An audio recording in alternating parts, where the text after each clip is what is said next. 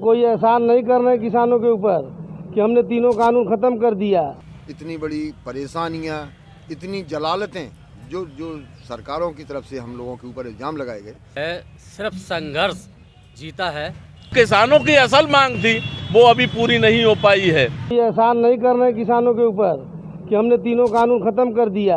और किसान तब उठेगा जब उनको उनके लागत का, उनके अनाज का सही कीमत मिलेगा, तब किसान धरना खत्म करेगा। हो सकता है चुनावी स्टंट हो, कल जो है कि मोदी जी पलट जाएं, क्योंकि ये अपनी बातों से पलटते रहते हैं। जुमलेबाज प्रधानमंत्री हमारे देश के हैं। बिल्कुल धरना समाप्त कर देना चाहिए, क्योंकि माननीय प्रधानमंत्री जी ने अगर ये कह दिया कि कृषि कानून हम समाप्त करते हैं, तो वो उनकी बात को मानते हुए और ठंड को देखते हुए लगातार लोग धरना प्रदर्शन कर रहे हैं। लगातार लोग उसमें बहुत लोग अपनी शहादत दिए, और देर से ही सही, लेकिन माननीय प्रधानमंत्री जी का जो फैसला आया है उसका हम स्वागत करते हैं, और सभी कृषक भाइयों से अपील करते हैं कि वो इस धरना को समाप्त करें।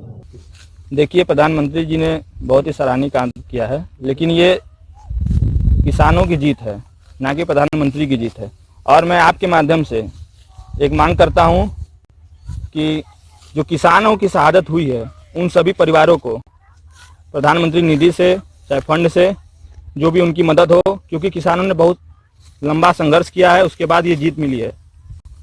इस माध्यम से आपसे मैं कहता हूं कि उन सभी किसान जो मरे हैं, मृतकों को 1-1 करोड़ का मुआवजा मिले और सरकारी मदद हो। यह भारतीय जनता पार्टी के बातों पे विश्वास और भरोसा नहीं हो रहा है, लेकिन अगर ऐसा होना है तो इसके लिए मैं धन्यवाद देता हूं। और यह जीत हिंदुस्तान की हुई है, यह जीत उन किसान नेताओं की हुई है, यह जीत वो 600 जो इस आंदोलन में शहीद हुए हैं उन परिवारों की हुई है।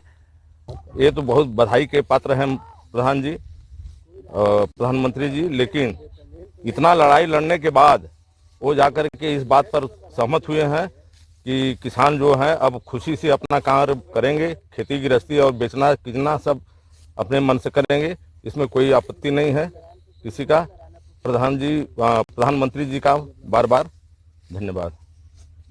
नहीं, देखिए, जो प्रधानमंत्री जी ने घोषणा की है 3 कृषि कानून वापसी की, उसका मैंने स्वागत किया, सारे हिंदुस्तान के किसानों ने स्वागत किया है। लेकिन एक्चुअली अभी ये घोषणा है, ये इसको कानूनी जामा नहीं पहनाया गया है। जो कानून बन गए थे उसको वापसी की कोई प्रक्रिया अभी शुरू नहीं हुई है। हालांकि प्रधानमंत्री जी ने कहा कि पहला सत्र जो नवंबर के लास्ट वीक में शुरू होने वाला है, उसमें हम लोग ले लेंगे। तो अभी ले लेंगे है, लिया नहीं है। तो इसमें अभी हम लोग ये 3 कृषि बिलों के लिए जो इतनी मुश्किल से हम लोगों को मिला, 1 साल का संघर्ष, 750-800 किसानों की शहादत, इतना बड़ा लंबा खर्चा, इतनी बड़ी परेशानियां, इतनी जलालतें जो सरकारों की तरफ से हम लोगों के ऊपर इल्ज़ाम लगाए गए, इन सब को सामना करते हुए जो हमें सफलता मिली, एक्चुअली वो पूरी सफलता नहीं है। हम लोगों को भी जल्दी नहीं करना चाहिए। हमारे हिसाब से तो अभी हमारा जो है सिर्फ संघर्ष जीता है। उस काले कानून के ऊपर जो किसानों के ऊपर ज़बरदस्ती व्यापारीकरण करने के लिए जो भारतीय जनता पार्टी और वर्तमान सरकार ने जो थोपा था, अभी तो वो वापस लेने की घोषणा की गई है। जबकि होना ये चाहिए था, मैं इसका भी स्वागत करता हूँ मोदी जी का, जबकि होना ये चाहिए था कि मोदी जी 1 दिवसीय सत्र बुलाएं और दोनों सदनों में बहुमत से उसे खारिज कराएं और राष्ट्रपति के पास भेज दें अनुमोदन के लिए। 1 साल बाद आखिर में आपने वो तीनों कृषि काले कानून भी वापस कर लिए, लेकिन ये कानून तो आप ही लाए थे और आपने वापस कर लिए। जो किसानों की असल मांग थी वो अभी पूरी नहीं हो पाई है।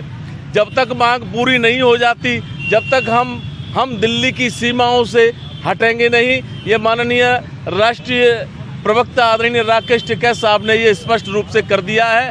22 तारीख को लखनऊ में एक महापंचायत होने जा रही है। उस महापंचायत में भारतीय संयुक्त किसान मोर्चा के तमाम बड़े बड़े नेता, हिंदुस्तान के बड़े बड़े नेता उस पंचायत में शिरकत करेंगे।